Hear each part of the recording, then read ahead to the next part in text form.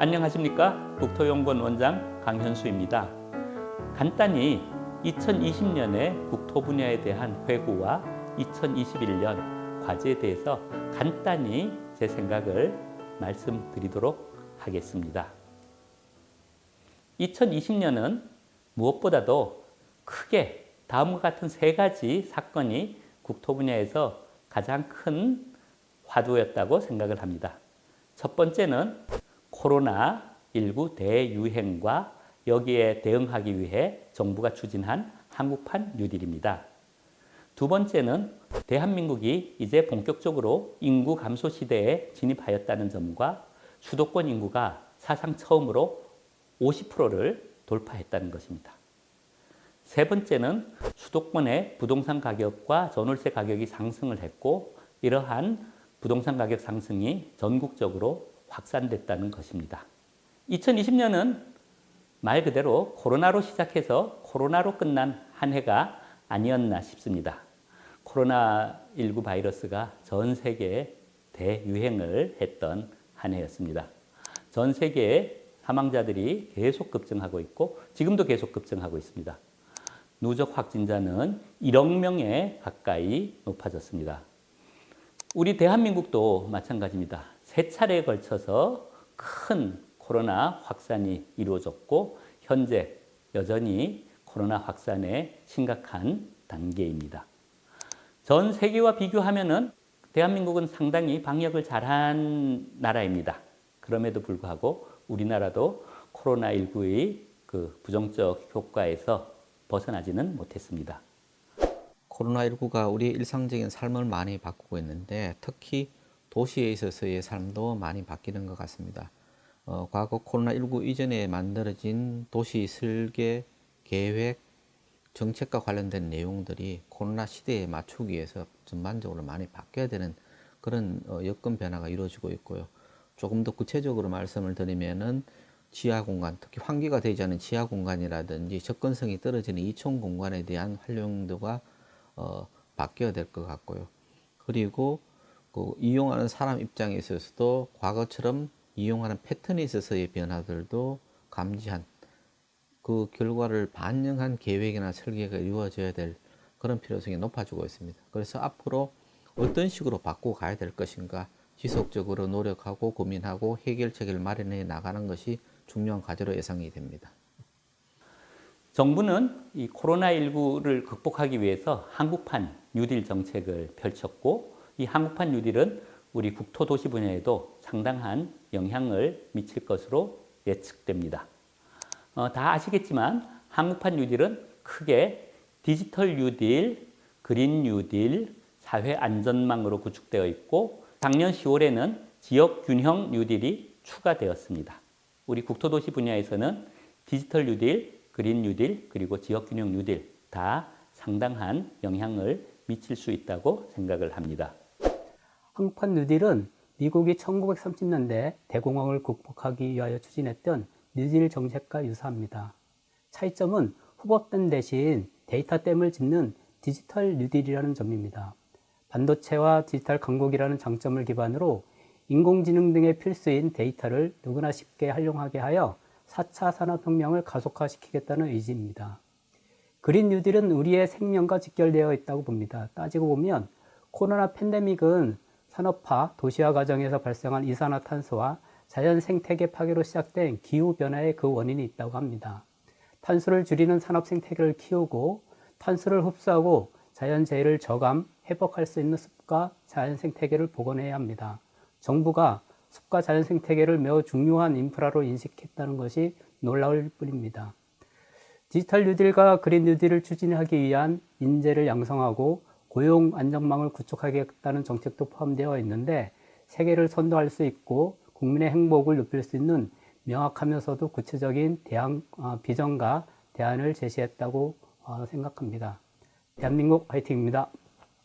작년 2020년에 가장 큰 일 중에 또 하나는 대한민국이 사상 처음으로 인구가 감소하고 수도권 인구가 50%를 넘었다는 일이라고 생각을 합니다. 주민등록 인구 기준으로 2020년에 첫 인구 감소가 나타났습니다. 본격적으로 대한민국도 인구 감소 시대에 접어든 것입니다. 그럼에도 불구하고 수도권 인구는 계속 늘어서 전체 인구의 50%를 돌파했습니다. 이제 대한민국 사람들의 절반 이상이 수도권에 사는 구조가 되었습니다. 다른 한편 출생률은 계속 떨어지고 있습니다. 작년에 합계 출산율은 정말 끔찍합니다. 이대로 가다가는 대한민국이 소멸될 수도 있다는 위기감을 느낄 정도로 심각합니다. 그런데 수도권 집중은 또한 저출산과 인구 감소의 원인이기도 합니다.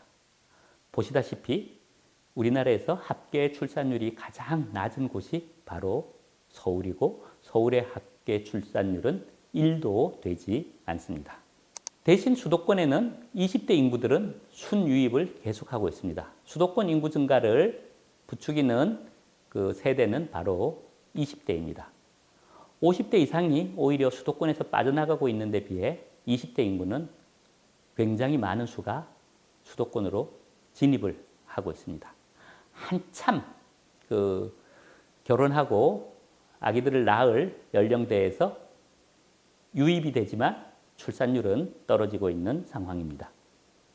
수도권의 20대 인구들이 유입하는 사유의 가장 첫 번째는 직업, 두 번째는 교육, 세 번째는 주택입니다. 따라서 직업 문제, 교육 문제, 주택 문제가 수도권 인구 유입의 원인이라고 할 수가 있겠습니다.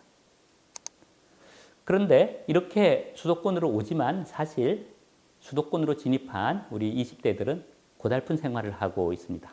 집값이 비싸기 때문입니다. 높은 주거 비용을 부담하기에 우리 20대들의 수입이 그렇게 높지 못합니다. 따라서 고달픈 수도권 생활을 하게 됩니다. 이 고달픈 수도권 생활의 원인도 수도권 집중이라고 할 수가 있겠습니다. 2019년 12월 현재 주민등록 인구의 50% 이상이 수도권에 거주하는 걸로 조사가 됐고요. 이는 1970년에 28%였던 것이 50년 만에 50%를 돌파를 했습니다. 수도권의 전체 면적은 전국의 한 12%밖에 안 되는데 인구가 50%다 보니까 상당히 과밀한 문제점으로 지적이 되고 있고요. 인구 50% 돌파는 상당히 상징적인 의미가 있는 것 같습니다.